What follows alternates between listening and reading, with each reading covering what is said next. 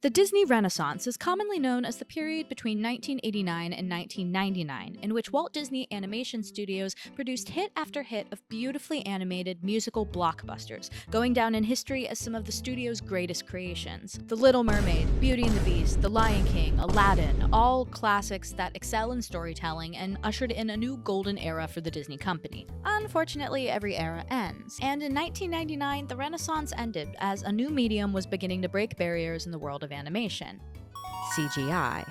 After the establishment of Pixar and the incredibly successful release of Toy Story in 1995, the animation execs were all clamoring over each other for access to this new art form. Suddenly, the classics of the Renaissance paled in comparison to the 3D world. As the marvels of the computer took home the awards and snatched all the top box office slots, Disney suddenly was falling behind. Once you go up, the only way to go is back down. Disney gurus call this era the post-Renaissance. I prefer to call it the weird era. This Disney DVD is enhanced with Disney's Fast Play. You'll move to bypass Fast Play. Select the main menu button at any time. Fast Play will begin in a moment. From 2000 to around 2008, Disney churned out a series of movies that underperformed at the box office and largely failed to beat out their new competition in theaters. That being said, this by no means means that the movies themselves are bad. In fact, these were the movies that I grew up watching over and over again and loved the most as a kid. But what I'm specifically referring to as the weird era, and what I want to focus on today, isn't the entirety of the early 2000s, it's a period of specifically 3 years from 2005 to 2007, in which every movie released by Disney Animation was objectively weird. Premises were weird, the animation was weird, everything was weird. And look, I love weird. I'm weird. Weird doesn't mean bad, it's just weird. The movies on our roster today are Valiant, Chicken Little, The Wild, and Meet the Robinsons. You can argue that there are other movies that fall into this weird category, like Dinosaur, Emperor's New Groove, Atlantis, Treasure Planet, and Home on the Range, but in order to narrow this down so that I didn't have to watch and talk about like 10 different movies,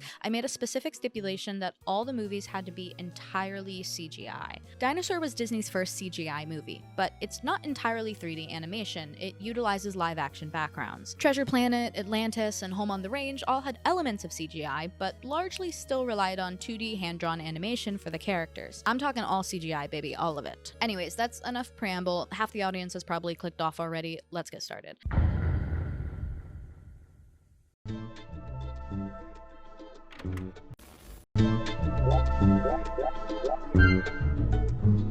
Now, my friends, you may be asking, Julia, be honest, did you make this movie up? I have literally never heard of this in my entire life, and you're so valid in that thinking because that is exactly what I thought when I first read this on the list of Disney animated movies. In fact, when I found this DVD at a resale store and I took it up to the counter to purchase, the worker audibly laughed at me and said, "What is this?"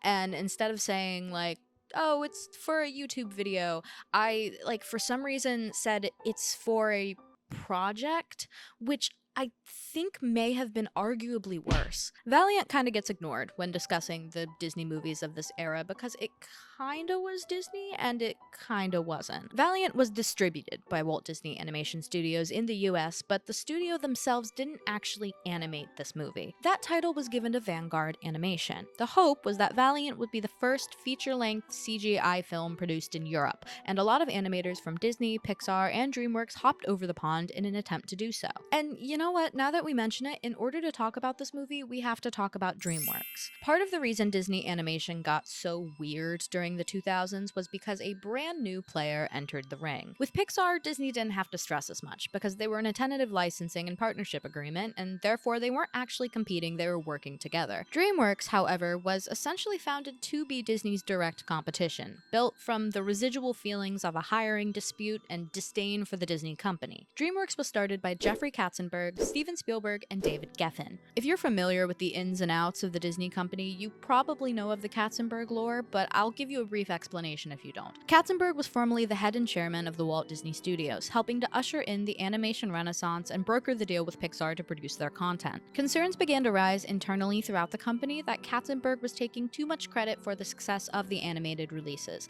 and was getting hungry for a higher level position, specifically Frank Wells' position as president of the company. CEO Michael Michael Eisner apparently assured Katzenberg that he would get the job if Wells ever left the position, but when Wells tragically died in a helicopter accident, he failed to make good on that promise. Eisner instead took on Wells' duties himself, and tensions led to Katzenberg leaving in October of 1994.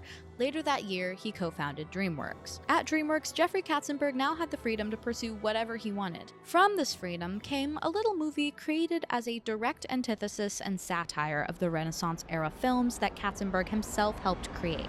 It's Shrek. The movie is Shrek. I'm talking about Shrek. Shrek was released in 2001 and made waves in the animation industry that ultimately disrupted the flow for Disney. The Disney Renaissance did well with its target audience of children, but tended to struggle with critics. Shrek, however, did what Disney was struggling to do and was able to get positive reviews from both audiences and critics. The massive success and pop culture phenomenon that Shrek created launched what is called the Shrek effect, in which animated family movies tried to jump on this bandwagon of including crude, risque humor to appeal to a larger net of audiences. Valiant was a direct result of the Shrek effect. Unfortunately, it was not a successful example of this. Valiant was produced by John Williams, producer of the Shrek movies, meaning they could slap an attachment to Shrek all over the advertising and hope that would be enough to push people to see their movie. Disney actually initially struck a 4-movie distribution deal with Vanguard, but the only one it actually distributed was Valiant. Valiant apparently was not promising for their continued distribution, so they must have gotten out of that deal somehow. Now, let's talk about the actual movies so I can show you why Disney wanted to get out of that distribution deal in the first place. Valiant is a war movie.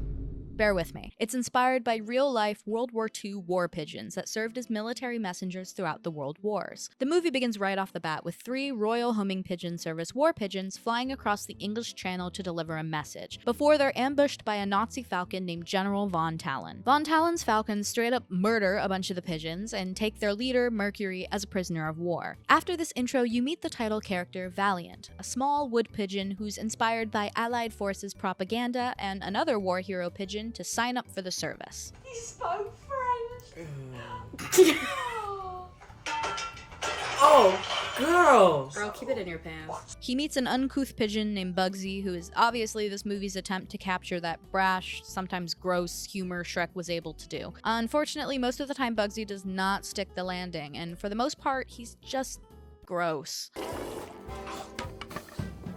He joins Valiant to escape some thugs he cheated in a game, and they get paired up with other unpromising trainees and begin to train. Right off the bat, 20 minutes into this movie, it is obvious that the CGI is rough. And I'll cut them some slack. CGI in 2005, of course, is not what it is now. But movies like Toy Story were able to get away with it because they purposefully worked with what they had, using the blocky, plasticky look CGI had at that time to their advantage, as their main characters were toys that were supposed to look that way. Birds are not supposed to look that way. The pacing of this movie is weird. It just all feels flat. Watching through this movie, I kept wondering why the animation looked so off, wondering if it was just the quality or if it was a lack of shading or something, and those are all definitely factors, but after a little bit of time, I was able to actually pinpoint why. The camera never moves. There are the occasional sequences where it does, but for the most part, the shots of the movie are just static shots. To put it simply, when Pixar makes a movie, they essentially build an entire scene in the computer, put the character models in there, and then move a digital camera around like it's an actual camera. That's just how 3D animation works in general. I can do that on After Effects. You treat the fake camera like it's a real one. And the beauty of a real camera is that you can move it around to get dynamic shots. Valiant didn't do this. They just placed the camera in one spot, got the shot, and moved on. Therefore, the entire movie just looks flat. At this training facility, Valiant meets the nurse Dove, and oh god, they made her sexy. At least they tried to. They tried to make the bird sexy. Valiant basically immediately is in love with her, and this was the obvious progression the story was going to take, but there really wasn't any chance to actually build this relationship into something of substance. What? They didn't develop a relationship at all. It just immediately went to her. Well, this is the 3rd time he's been there. And Yeah, she but, like- saw his ass. Yep. Yeah. There was no, she's in 3 scenes, and this is the 3rd one. This does not pass the Bechdel test. And And this is another problem throughout the movie. They want you to care about these characters and their relationships, but you can't because it's too rushed. The birds all get deployed despite their training not being complete, and they try to do these heartfelt scenes where Bugsy tries to run away but eventually comes back and doesn't abandon them, and they've all bonded as a squad, but it doesn't work because these relationships haven't actually been developed at all, and we have no reason to root for them or feel connected to them. It's only like an hour long. There's no development. We're already halfway through the movie. And they're already going to war. Like, there's no development of any relationships. No. After the birds are deployed, their plane crashes, Oh Jesus. my god! seemingly killing their commander, so they're on their own. After arriving in France, they meet the two mice from the French Resistance's mouse division, and What? Oh. they made the mouse sexy too. God forbid these animals just look normal. There are some absolutely painful attempts at crude humor and innuendos from Bugsby to the French mouse that I just border on harassment. Do you speak French? Well, mais oui. Oh, well, does ooh la la mean anything to you? Or va va voom? The squad tries to deliver this message that they're supposed to deliver, but Bugsby gets captured. Gutsy doesn't actually die, so he shows back up, and Valiant infiltrates the Falcon's bunker to try and rescue the two birds. There's a, quite frankly, horrifying scene that involves Valiant coming face to face with the equivalent of corpses lining the walls. Oh my god. Oh my god. Wait, that was actually brutal. Oh my god! It's just corpses! Holy sh**. He gets the two birds out, and they think they've escaped, but of course it can never be that easy, and they're followed. The Falcon chases Valiant and Bugsy, which is arguably the best camera movement in the movie, and they fly to London to try to deliver the message. He flies his enemy directly into his hometown, and after a super drawn-out fight scene that quite frankly made me bored, the town ends up helping Valiant defeat the Nazi Falcon, and he leaves to finally deliver the message in the grossest way possible.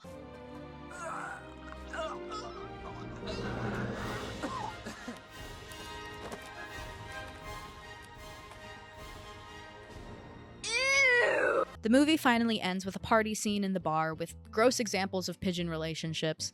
I'm gonna throw up. I'm gonna throw What is up. this? I wanna throw up. This ending scene is awful, dude. And inspirational text at the end talking about animals being awarded medals for their bravery in war. Oh, and 1Y12 fucking pigeon. 32! As will be a common denominator in all the movies we're talking about today, critic reception was fine. Not good, not horrible, just fine. People thought it was a fine, safe movie for kids, but in general, the adults were bored and just generally agreed with the points I made regarding the animation and story issues. It wasn't anything crazy special, and it's not hard to see how Valiant quickly was swept under the Disney rug and pushed out of the zeitgeist of Disney movies, especially since they didn't actually make the movie, so they could kind of just forget about it and pretend it didn't exist. So Disney tried again with the bird angle.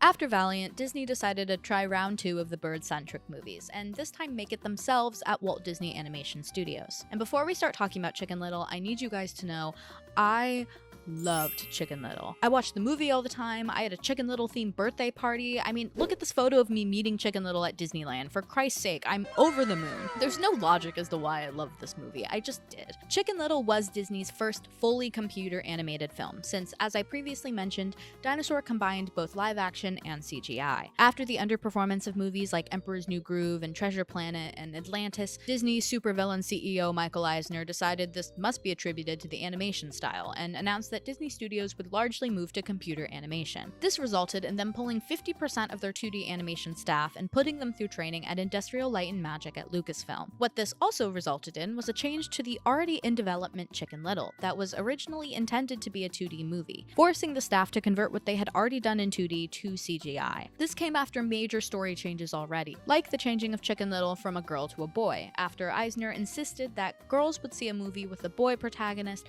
but boys would not see a movie with a girl protagonist. The The plot went through several other major story changes, and by the time Chicken Little was getting ready for release, a lot was riding on this movie. There was a lot of pressure on Chicken Little to perform well in the box office, since Disney movies had been consistently underperforming and there were tensions between the competing companies of Pixar and DreamWorks. The agreement Disney had with Pixar to produce their movies was ending, and Pixar had clearly been doing well enough for themselves to not necessarily need Disney's help. By the time Chicken Little was being released, Michael Eisner had stepped down and Bob Iger was the new CEO. The studio was in talks to resume their partnership with Pixar and negotiate a new deal, but Chicken Little was becoming instrumental in this as a negotiation tactic. If Chicken Little performed well, Disney would prove that they didn't necessarily need Pixar to produce successful movies and could negotiate for less money. If it didn't perform well, it proved the opposite, and Pixar could have leverage to ask for more money, as well as argue that Disney didn't even have what it took to produce CGI movies. So, was Chicken Little successful in negotiating for Disney? I mean, you probably know the answer, but let's talk about the movie first. God, I love Chicken Little. You like Chicken Little? That is not at all what I said. Julia! I loved this movie as a kid, and after watching it again, I can confidently say that I still love this movie. I also must emphasize that I watched or rewatched none of these movies completely sober, so that probably has something to do with my experience. Chicken Little is the classic tale of the boy who cried wolf, except Chicken Little cried "the sky is falling" and then was ridiculed by his community for an entire year, which is really wild. They really had nothing else to talk about in this town, huh? They made fun of this child and his single father for having an active imagination. Sure, he may have caused a citywide panic and a lot of property damage. She should be dead! Holy crap! Holy shit! Oh my god! None of this should be possible. Oh my god! Oh my god! But I bet you nothing interesting had happened in that town for a while anyways. Chicken Little thought the sky was falling, but couldn't find the piece, so his dad played it off as an acorn and he became the joke of the town. His father is making do after the loss of Chicken Little's mother, and he is just doing his best. I see a lot of criticism for this dad online, and I'm not going to take any of it, but I'll get more into that later. I love Yes! that Dad had to drive him to the bus stop. Yeah, you couldn't just drive him to the school. We get a sick montage to the absolute banger that is One Little Slip. And are shown that Chicken Little has to get creative with how he addresses the adversaries he faces due to his height and public reputation. An allegory for being disabled, if I may. After a treacherous journey to school, we meet his three friends, Abby, Runt, and Fish.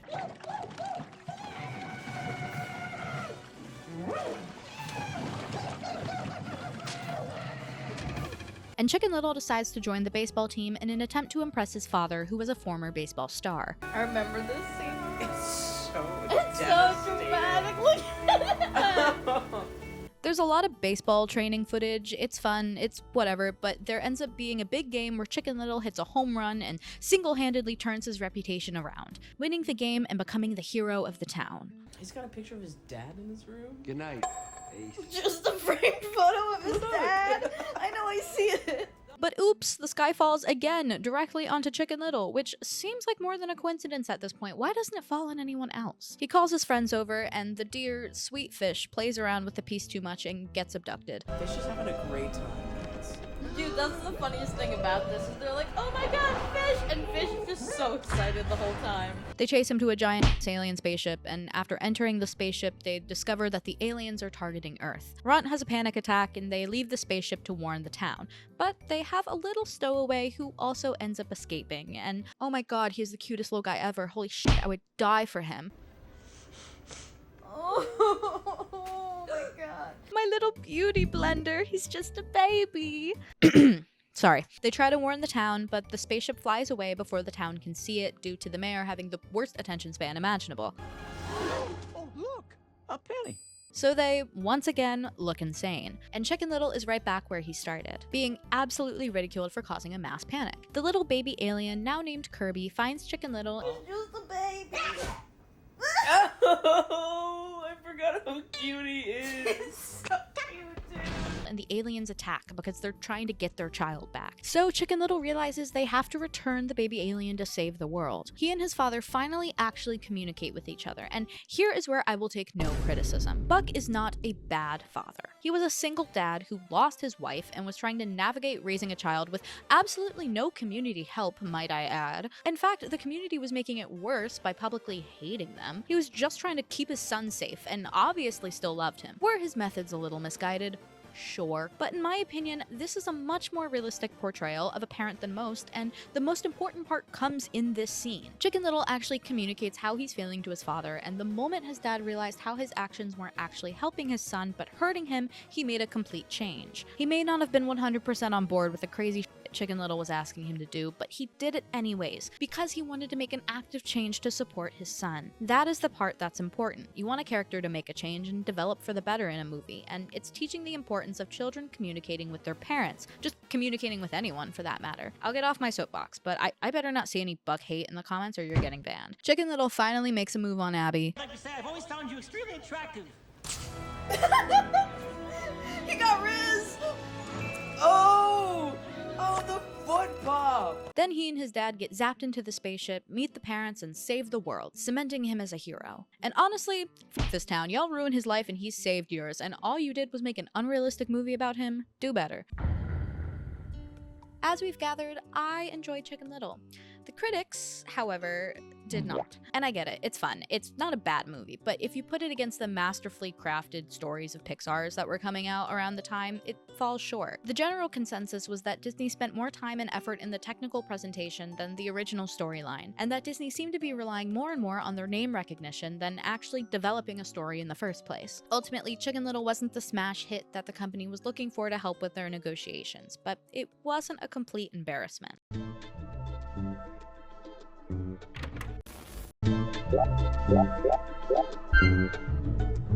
If we're learning anything today, when you go up, you gotta come back down. And although Chicken Little wasn't necessarily an up, The Wild is definitely a down. The funny thing is, I also loved The Wild as a kid, but where my love for Chicken Little held up as I grew up, The Wild did not, and was most likely just a product of watching something silly as a kid and thinking it was fun. So let's explain this movie most of you probably don't remember or have never heard of. The Wild is another movie that wasn't actually animated by Disney, but simply produced by them, and distributed by their company, Buena Vista Pictures Distribution. The Wild was animated by Core Digital, which is a Canadian film and TV company specializing in special effects and computer animation. Disney invested in Core as a possible new alternative to Pixar since, take a shot every time I mention this, their initial partnership with the studio was ending. The concept of The Wild had been in various stages of development since 2000, originally intended to be partially CGI, partially live action like Dinosaur. After Dinosaur did poorly, they scrapped that idea and decided to make it fully CGI, outsourcing it for budget reasons. Now, you may take a look at this DVD cover and think,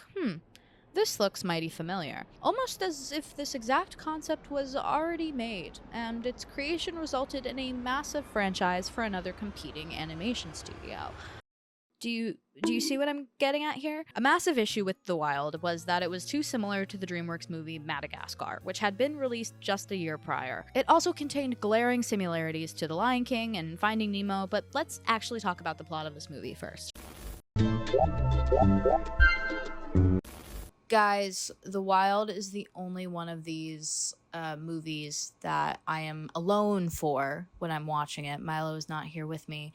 And that's because he didn't want to watch it, and I don't blame him. So this movie starts off with Samson the lion narrating a story of his harrowing adventures in the wild to his son, Ryan. I will say right off the bat, the animation in this beginning portion of the movie sets a standard that is immediately ruined when they transfer over to the actual animation, because this style is 10 times better and cooler and more unique than the hyper-realistic CGI they try to do. The setting transitions to Central Park Zoo, where Ryan tries and fails to roar for a crowd of onlookers. Ryan is immediately upset about this and wants to go to the wild to learn how to roar like his father, but Samson shuts down that idea. Now, let me talk about Ryan, because Ryan is insufferable. Here? I'm so tired of hearing that, Dad.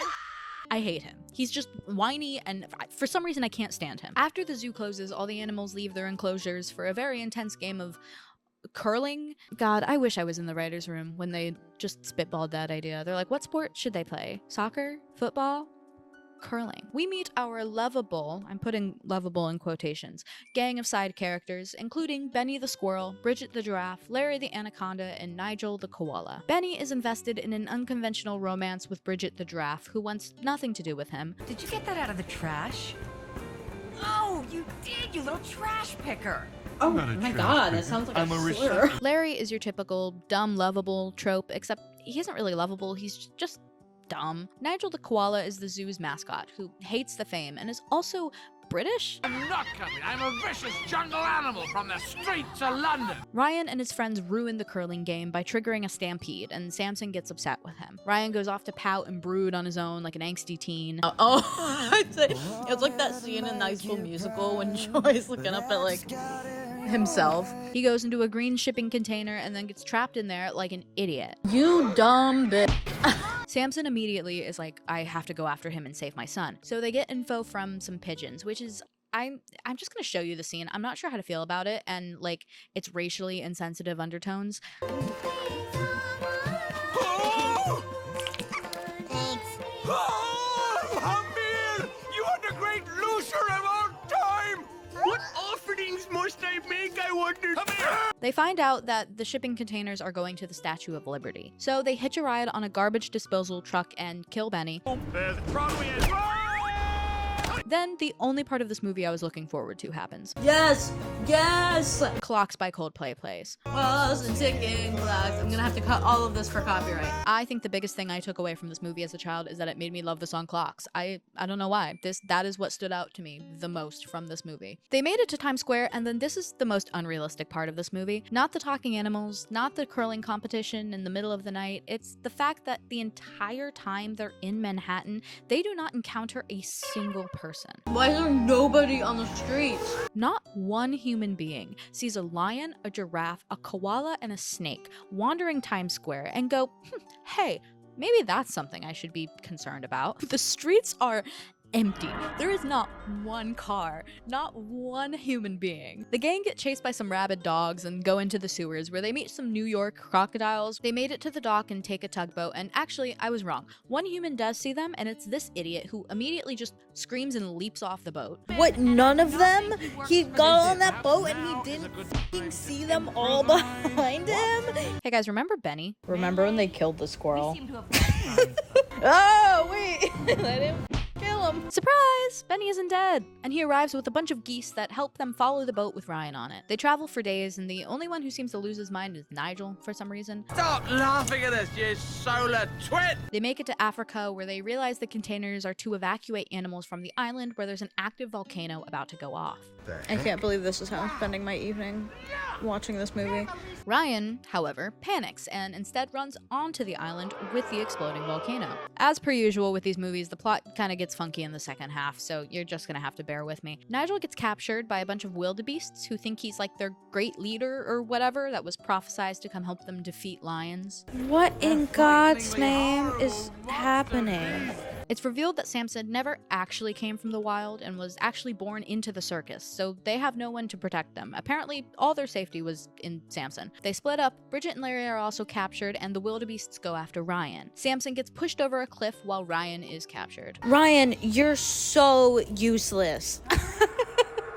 You are useless, brother. Benny finds Samson, who miraculously isn't dead or even remotely injured after falling off a 20-foot cliff. They follow Samson's instincts to the volcano, which turn out to actually be chameleons. There's a battle, Ryan finally roars, the wildebeests are suddenly inspired by the father-son love between the two and turn on their leader. Samson defeats the leader with seemingly a supersonic roar.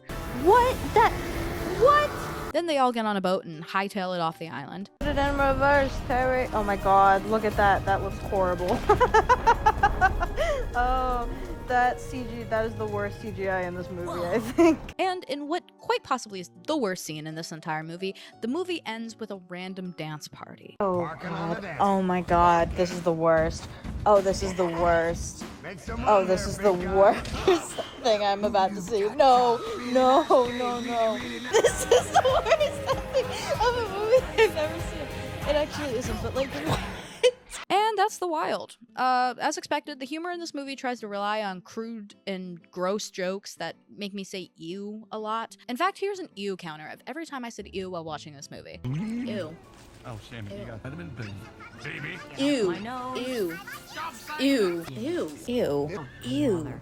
Ew. Ew. Ew. Ew. Ew. I will say, the CGI isn't as horrible as I thought it would be, and technologically it is impressive for its time, but it just has this weird, unnatural look to it that isn't softened by the characters at all. It's just clear that this movie is trying so hard to capture the same energy that the DreamWorks movies capture, but when Disney has built itself up to be a pioneer of heartfelt stories, it's really hard to successfully have both. As I mentioned previously, this movie wasn't received well, due to its unoriginality and similarities to already existing movies. It was also criticized for its uninspired character animation and obnoxious banter, and a look that borders on the uncanny valley effect. In general, the most positive thing people talk about is how realistic the animation is, but it's kind of too realistic to the point where it looks weird. In fact, this movie was received so poorly that it straight up shut down the core animation division. They made this one movie, and then they never made an animated feature again. The Wild f***ing killed them. All in all, this movie wasn't as bad as I thought it would be, but it certainly wasn't a triumph of Disney storytelling, and like with Valiant, it's easy to understand why Disney so quickly swept this one under the rug and never referenced it again. In fact, it was more of an experiment, if anything, a chance to see how audiences would react to a different type of storytelling in a new animation studio. An experiment that ultimately failed.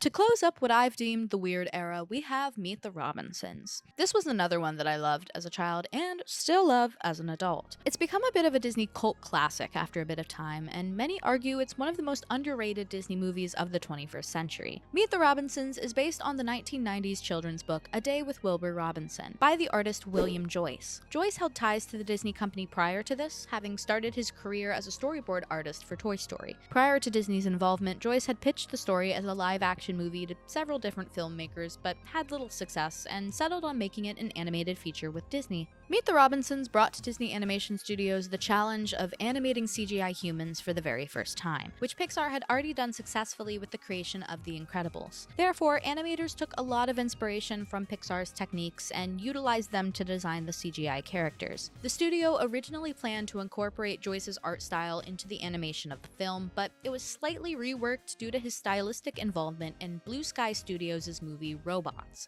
Production for Meet the Robinsons had begun in June of 2004 and was scheduled for a 2006 release. However, while the film was in production, it was announced that Disney would acquire Pixar and John Lasseter was to become Chief Creative Officer of both Pixar and Walt Disney Animation Studios.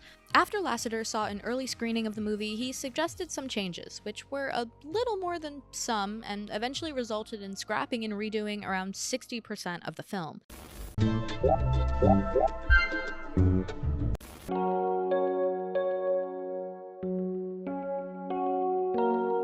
Meet the Robinsons starts right off the bat with the backbone of every good Disney movie. A dramatic and sad backstory. The story focuses on Louis, an orphan and aspiring inventor and scientist who decides he's going to find his birth mother that left him on the doorstep of the orphanage 12 years ago. He invents a memory scanner to help him identify her and takes it to his school's science fair where he meets Wilbur Robinson. Wilbur claims to be from the future and warns him about the bowler hat guy who stole a time machine. Bowler hat guy has a sentient bowler hat who goes in and messes up Louis's machine, causing it to malfunction during his presentation and wreaking havoc on the science fair. Louis leaves, and the bowler hat guy steals the invention to pitch as his own. Wilbur finds Louis and tries to convince him to fix the memory scanner, and ends up using his second time machine to take him to the year 2037, which, side tangent, that's only 12 years away. There is no way it's about to look like this in 12 years. God, I wish.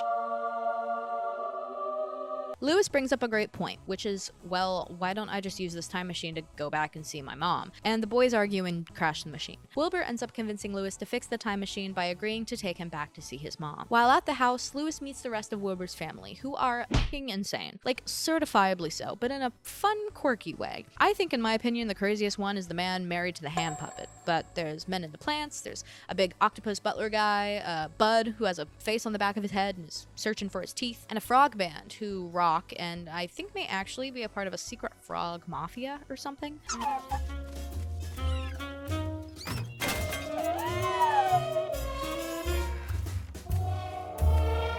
They emphasize the motto "keep moving forward" a lot, which is all over this movie. They end with a quote from Disney saying it. It's like the big overarching thesis. The bowler hat guy and Doris, who is the name of his bowler hat, I'm not sure if I mentioned that, her name's Doris, show up with a dinosaur and try and kidnap Louis because he's the only one that can fix the memory scanner, but the crazy family, who are actually kind of awesome, save him. They offer to adopt Louis, and for one beautiful second, it almost seems like Louis is getting everything he dreamed of, but then Wilbur reveals he's from the past and they retract their statement. Wilbur also admits to lying about taking Louis to see his mom, and understandably pissed, Louis runs off. This leaves him open and vulnerable to the bowler hat guy, who offers to take him to his mom, and Louis agrees. This is where starts to kind of go off the rails in this movie, not in a bad way, just in like a, oh damn, this is happening now type of way. Bowler hat guy is revealed to be Goob, Louis's roommate from the orphanage who had a horrible life after Louis kept him up all night with his inventing. He didn't catch the ball at the big, like, championship baseball game and ruined it, and is convinced everybody hates him, which, you know what? Me core. That's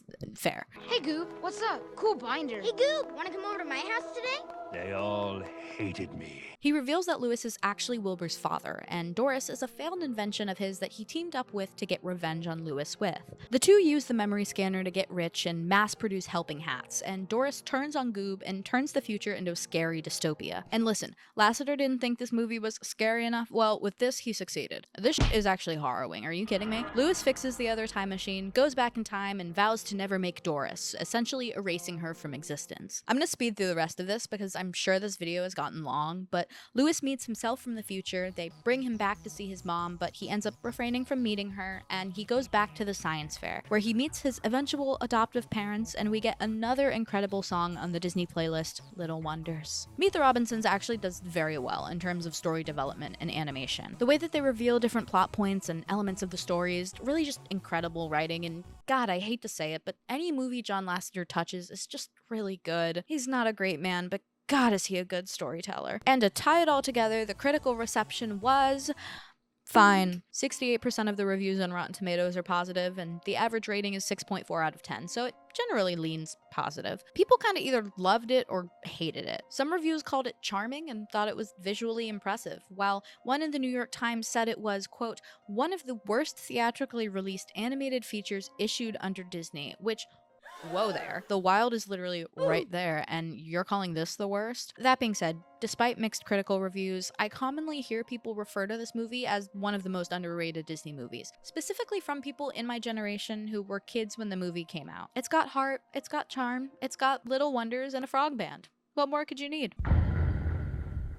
The Disney post-Renaissance was a time of change and adjustment as Disney grappled with the fact that they were no longer the sole proprietor of the animated family movie, after being so for many years. Suddenly, their fairy tale adaptations weren't working, and so they followed the trends and went weird. Did it pay off?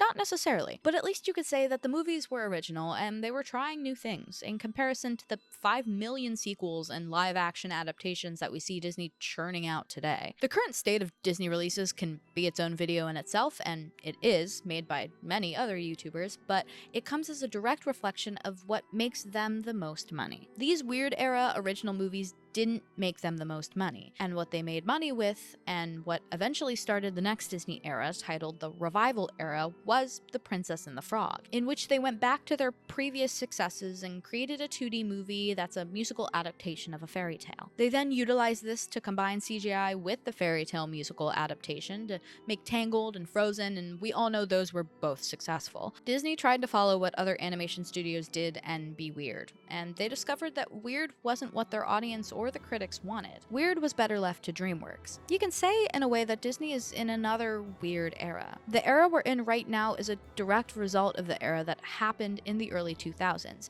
They tried original content, they tried new things, it didn't work. Critics didn't like it, audiences didn't like it, so they went back to what they knew. And the same thing is kind of happening right now. It's another era of trying to grapple with a major change in the way movies are created and art is consumed. Instead of just a few other competing companies, Disney is competing with tons of different companies on a myriad of different streaming services. They aren't making original content because that's not making them money, and they learned that during the weird era. People claim we're still in the revival era, but by that logic, we've been in it for close to 15 years, so surely we're nearing the end of it. Right? I mean, Frozen cannot be in the same era as Wish. I'm sorry, it just doesn't work like that. Whatever era we're in, we're watching as Disney continues to grapple with their content and find their footing in another era where everything is shifting, and who knows where they'll end up. As long as it's not those dumb AI videos on YouTube that, like, trick people into thinking they're Disney animations, God, anything but that.